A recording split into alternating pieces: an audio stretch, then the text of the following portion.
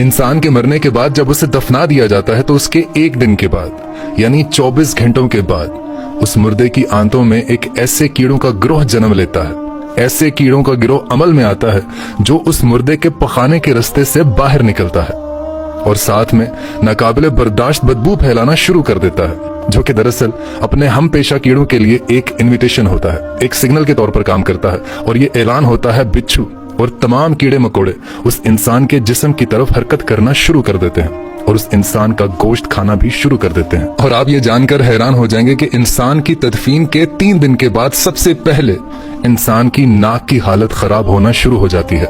6 दिन के बाद इंसान के नाखून गिरना शुरू हो जाते हैं और 9 दिन के बाद इंसान के बाल भी गिरना शुरू हो जाते हैं और 9 दिनों के बाद इंसान के जिस्म पर एक भी बाल मौजूद नहीं रहता और साथ साथ इंसान का पेट भी फूलना शुरू कर देता है और 17 दिन के बाद पेट फट जाता है।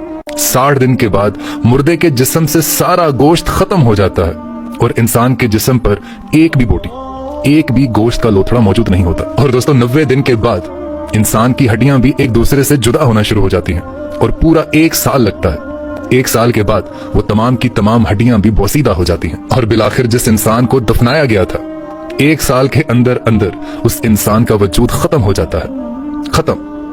अब मुझे यह बताएं कि अगर 1 साल में हमारा वजूद ही खत्म हो जाता है तो मेरे दोस्तों ये गुरूर, ये तकब्बुर, ये हिर्स, ये लालच, ये घमंड, ये दुश्मनी, ये हसद, ये बुग़्ज़, ये जहां की इज्जत, वकार, नाम, पेशा किसके लिए?